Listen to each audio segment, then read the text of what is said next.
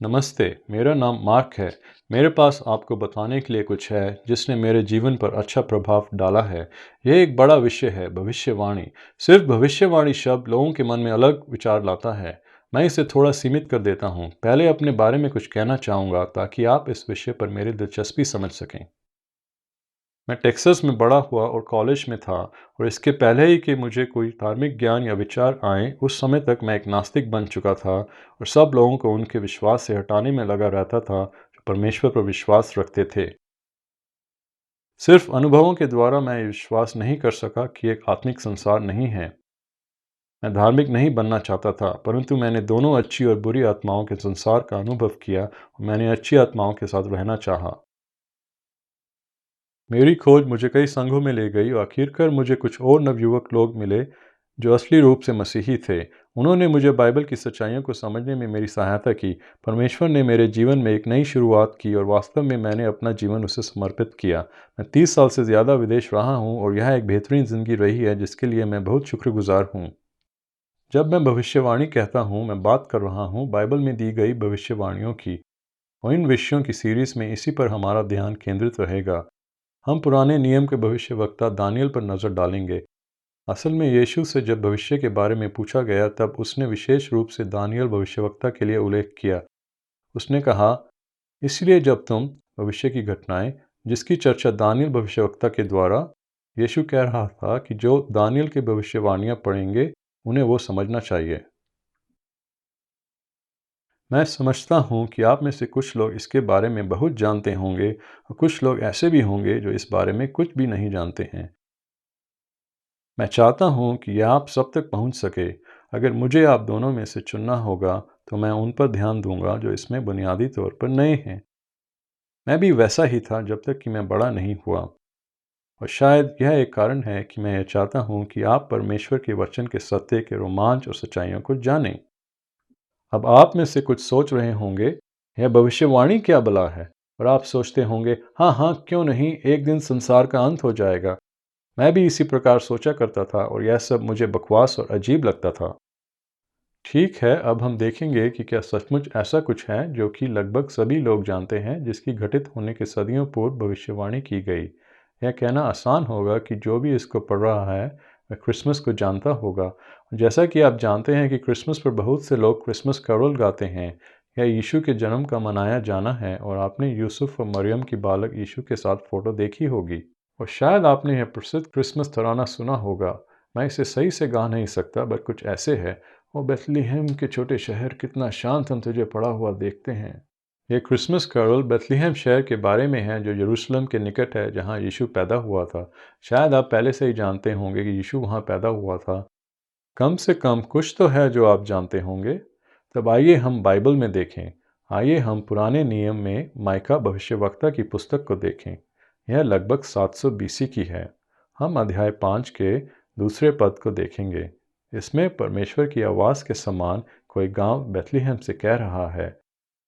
लिखा है, हे बेथलेहम एफ्राता, यदि तू ऐसा छोटा है कि यहूदा के हज़ारों में गिना नहीं जाता, तो भी तुझमें से एक पुरुष निकलेगा जो इज़राइलियों में प्रभुता करने वाला होगा, और उसका निकलना प्राचीन काल से वरन अनादि काल से होता आया है। यहाँ परमेश्वर बेथलेहम से कह रहा है कि यद्यपि बेथलेहम उस समय इज़राइल का एक राज्य, यहूदा के क्षेत्र में एक छोटा स्थान है, फिर भी बेथलेहम से एक जन निकलेगा जो अंततः परमेश्वर के लोगों पर राज्य करेगा, और कि वह प्राचीन काल से था, हमेशा से। पुराने नियम से यह एक सीधी भविष्यवाणी है जो कि यीशु के जन्म के सैकड़ों वर्षों पहले यह घोषणा करते हुए कि मसीहा व राजा जिसे परमेश्वर भेजेगा कहाँ जन्म लेगा, की गई थी। और इसी प्रकार बहुत सी भविष्यवाणियाँ की गई हैं। जब ये मेरे लिए नया था, मुझे ये समझने के लिए कुछ समय लगा कि स्वर्ग में एक ताकत थी, बाइबल के परमेश्वर की शक्ति, जो हज़ारों सालों से दुनिया के भविष्य के बारे में बताती आ रही थी, और कि ये भविष्य कथन, ये भविष्यवाणियाँ पूरी सत्यता से पूरी होती आई थीं। ये मेरे लिए आश्चर्यजनक बात थी। कुछ प्रकार से अभी भी है। यही रहेगा इन पाठों की सीरीज़ का विषय, भविष्यवाणी जो पूरी हो गई है, और वह भविष्यवाणी भी जो अभी पूरी होनी बाकी है। परंतु जब मैंने बेथलेहम में यीशु के जन्म का उल्लेख किया, तब मैं यह चाहता था कि ऐसा कुछ हो जिससे सभी परिचित हों। और जब हमने बाइबल में यह देखा कि उसके जन्म के सैकड़ों वर्ष पूर्व यह भविष्यवाणी दी गई थी कि यीशु बैतलहम में जन्म लेगा। आप इसके महत्व को समझकर मूल्यांकन कर सकते हैं। अतः अब हम संक्षेप में मानव इतिहास की पृष्ठभूमि को देखने जा रहे हैं, ताकि चर्चा के लिए एक स्टेज बना सकें जिससे भविष्यवाणी के चिन्ह देख सकें जो कही गई और बाद में पूर्ण हुई। परमेश्वर ने एक मनुष्य को लगभग 4000 वर्ष पहले चुना। उसका नाम अब्राहम था। वह संसार के उस भाग से आया जिसे हम आज इराक कहते हैं। अब्राहम के वंश से वे लोग आए जिन्हें आज हम यहूदी के नाम से जानते हैं। इस कारण अरबी और मुस्लिम विश्वास धारण करने वाले लोग भी अब्राहम के मूल से निकले हुए हैं। परंतु पुराना नियम यहूदियों की पुस्तक है, इसलिए भविष्यवाणी को समझने के लिए हमें यहूदियों के इतिहास की सरसरी जानकारी होनी चाहिए। इसी समय हमें यीशु और रोमन साम्राज्य तक के विभिन्न साम्राज्यों को भी देखना होगा। यहाँ बाइबल के कुछ मुख्य व्यक्ति और उनके इतिहास में स्थान हैं। अब्राहम का स्थान लगभग 2000 BC और यीशु का 30 AD। इन तिथियों के बीच में मूसा का स्थान 1400 BC, राजा दाऊद 980 BC और दानियल जिसके लेख का हम अध्ययन करने जा रहे हैं लगभग 600 BC। किसी ने इसको एकत्रित किया और मैंने इसे इज़राइल के इतिहास और उसके चरणों के स्थान को स्मरण रखने का सरल तरीका पाया। ये इज़राइल के इतिहास के 7 काल कहलाते हैं। आरंभ करने के लिए हमारे पास है अब्राहम से मिस्र तक। परमेश्वर ने स्वयं मनुष्य अब्राहम से बात की और उससे कहा कि इस देश को छोड़ दे और उस नए स्थान की ओर यात्रा करे जिसे कि उसे देने का परमेश्वर ने वादा किया था। अब्राहम फुरात नदी के ऊपर से यात्रा करके नीचे खेनन की भूमि तक पहुंचा, अर्थात वह स्थान जिसे हम आज इज़राइल कहते हैं। हर समय परमेश्वर अब्राहम से यह वादा करता रहा कि अंततः उसे एक महान राष्ट्र बनाएगा। शायद अब्राहम की सबसे बड़ी विशेषता परमेश्वर में विश्वास करना था। उदाहरण के लिए अब्राहम को इस विषय में परमेश्वर का विश्वास करना कठिन था, क्योंकि इस समय तक अब्राहम और उसकी पत्नी दोनों 80 और 90 वर्ष के हो चुके थे और उनकी कोई संतान नहीं थी। तो अब्राहम एक महान राष्ट्र का पिता कैसे बन सकता था? लेकिन अब्राहम ने अपना विश्वास बनाए रखा सिर्फ इसलिए कि परमेश्वर जानता था कि वह ऐसा करेगा। अंततः अब्राहम की पत्नी सारा को एक पुत्र हुआ, आइजक। और जैसे समय बीता, आइजक ने विवाह किया और उसकी पत्नी रेबेका के जुड़वा हुए ईसाऊ और याकूब। मैं आपको सिर्फ हाईलाइट दे रहा हूँ। बहुत से रोचक भाग हैं जिन्हें मैं छोड़ रहा हूँ। यह सब बाइबल की पहली पुस्तक उत्पत्ति में हैं और जिसकी हम चर्चा कर रहे हैं वह लगभग 4000 वर्षों पूर्व फिलिस्तीन में घटित हुआ, जो उस समय कनान कहलाता था। इसी क्रम में याकूब का विवाह हुआ। वास्तव में उसकी 2 पत्नियां और 12 बेटे और एक बेटी थे। उसके एक बेटे का नाम था यूसुफ। समय बीतता गया और यूसुफ अपने पिता का सबसे प्रिय निकला, और ऐसा लगता है कि परमेश्वर खुद यह इशारा कर रहा था कि यूसुफ अपने भाइयों में विशिष्ट होगा।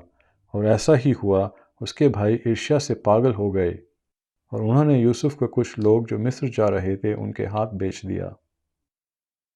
लेकिन वास्तव में यह परमेश्वर की योजना थी। बाइबल कहती है कि यूसुफ मिस्र में नंबर 2 बन गया फ़ैरो के बाद।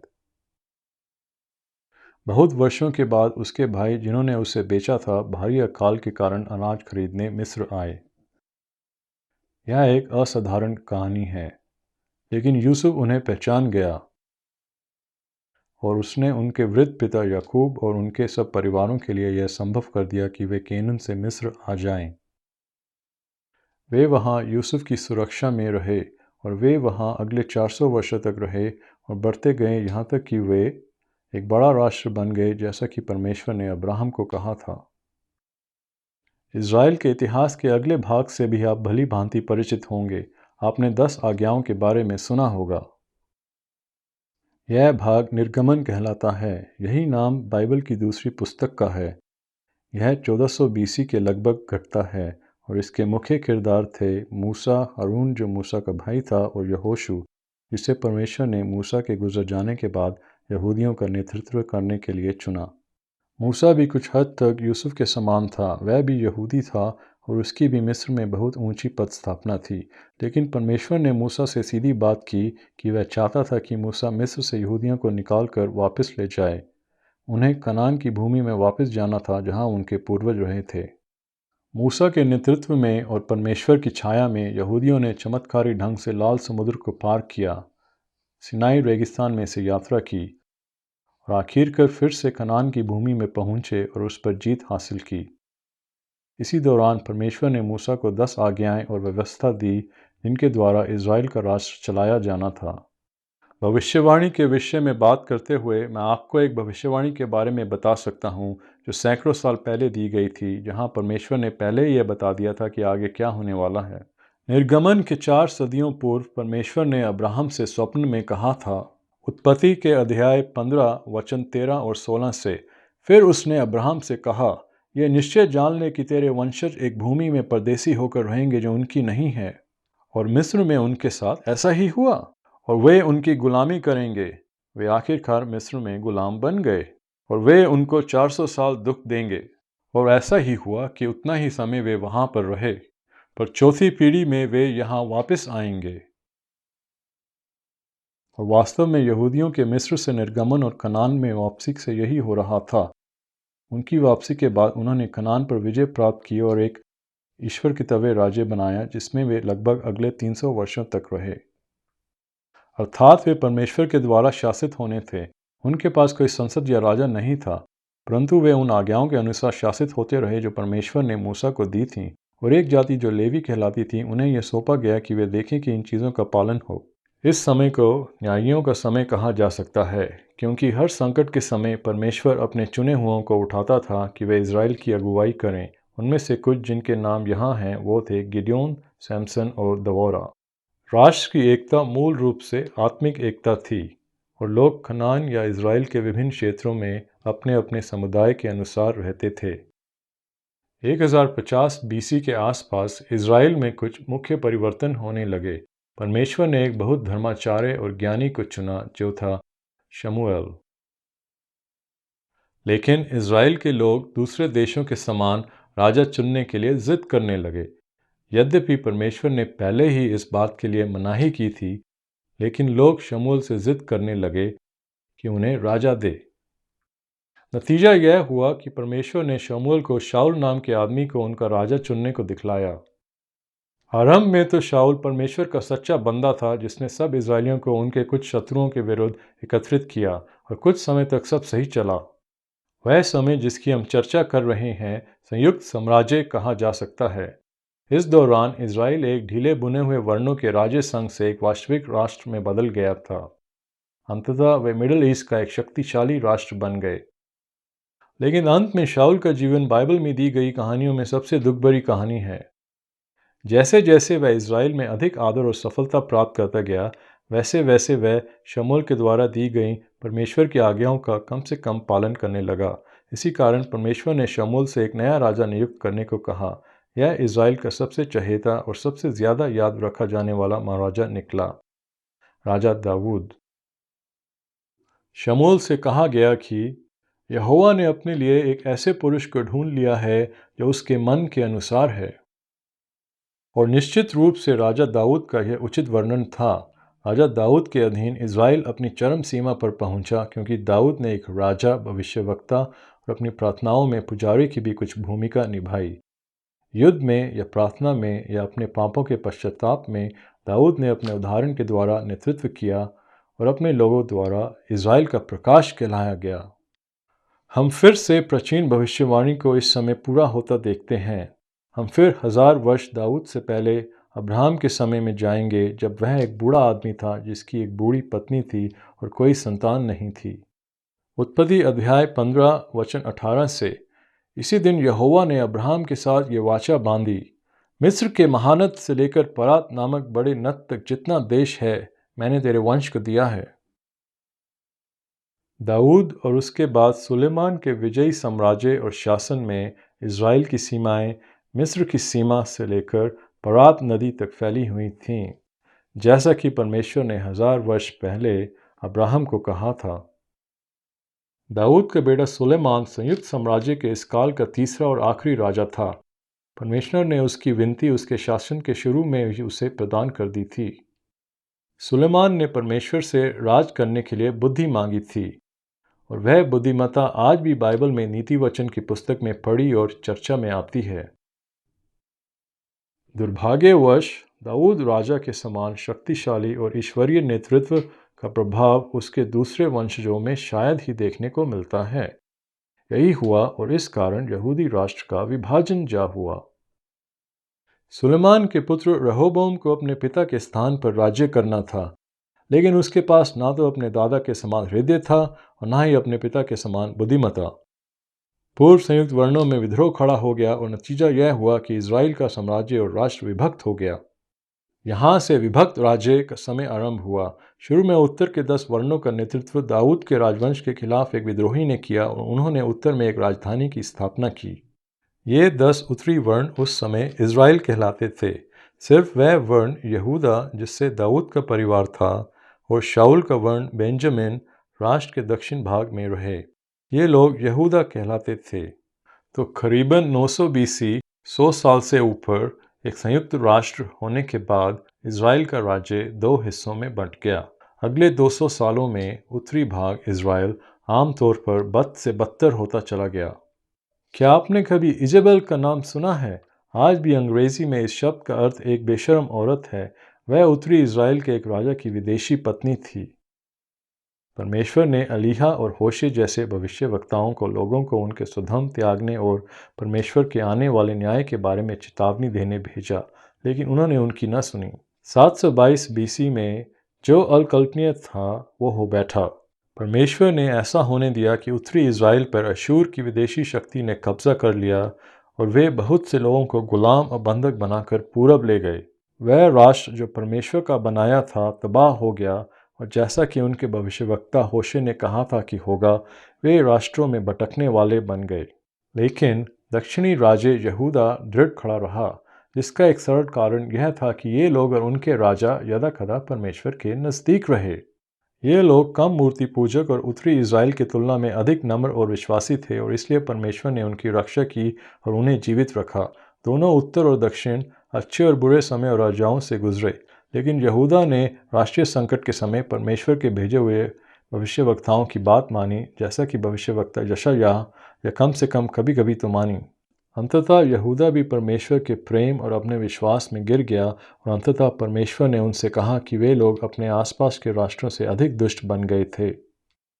अब हम 600 बीसी के लगभग दानियल की पीढ़ी पर आते हैं। यहूदा अपने पतन और विनाश के अंतिम दिनों में था। परमेश्वर ने यिर्मयाह भविष्यवक्ता को उठाया, जो कि इज़राइल के महान भविष्यवक्ताओं में से एक था, जो कि परमेश्वर की ओर से राष्ट्र के अस्तित्व के अंतिम वर्षों में उसका प्रवक्ता था। यिर्मयाह ने उनको बताया कि संसार की नई शक्ति बेबीलोन, जिसने अशूरों को हराया था, वह यरूशलेम के विरुद्ध आएगी। परमेश्वर बेबीलोन को अपने ही लोगों पर न्याय के रूप में आने की अनुमति देने वाला था, और यही हुआ।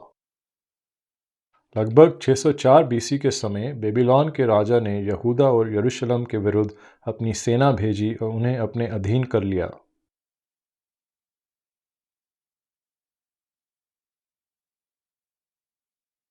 पाँच सौ छियासी बीसी तक बेबीलोन के नबूकदनेस्सर ने उनके विरोध के फलस्वरूप यहूदा के साम्राज्य को पूरी तरह हरा कर नष्ट कर दिया और बचे हुओं को गुलाम और बंधक बनाकर बेबीलोन ले गया। यहूदियों का अपनी भूमि में सिर्फ एक छोटा टुकड़ा बाकी रह गया। इसके साथ इज़राइल के इतिहास का अगला भाग आरंभ होता है, बंदिश। क्या परमेश्वर ने अपने लोगों को छोड़ दिया था? बिल्कुल नहीं। सबसे मुश्किल समय में जब यहूदी उस न्याय को भुगत रहे थे जिसके बारे में उन्हें सदियों से खबरदार किया गया था, अपने लोगों से बोलने के लिए परमेश्वर ने अपने सबसे महान भविष्यवक्ताओं का इस्तेमाल किया। यिर्मयाह, दानियल और यहेजकेल हालांकि अलग अलग पीढ़ी में इस समय में रहते थे। उन्होंने इज़राइल और आसपास के राष्ट्रों को परमेश्वर के वचन सिखाए और बताया कि क्या हो रहा है, और परमेश्वर की हर समय उपस्थिति को दर्शाया। और घोर अनिश्चितता के इस दौर में परमेश्वर अपने लोगों को उनके भविष्य और आशा के बारे में स्पष्ट भविष्यवाणी लगातार देता रहा। इसका एक उदाहरण यिर्मयाह की पुस्तक में मिलता है। परमेश्वर ने यिर्मयाह से 2 बार यह कहा कि यहूदियों की इस गुलामी का एक सीमित और निश्चित समय होगा। यिर्मयाह अध्याय 29 अनुवाक्य 10 से, यहोवा यूँ कहता है, बेबीलोन में 70 वर्ष पूरे होने पर मैं तुम्हारी सुधि लूँगा और अपना यह मनभावना वचन पूरा करूँगा और तुम्हें इस स्थान पर लौटा ले आऊँगा। ये 70 वर्ष में होना था और क्या यह हुआ? क्या यह 70 वर्षों की गुलामी थी? हाँ, उतनी ही थी। बाइबल और संसार के इतिहास के मुताबिक बंदिश का अंत 536 और 516 बीसी के दरमियान हुआ।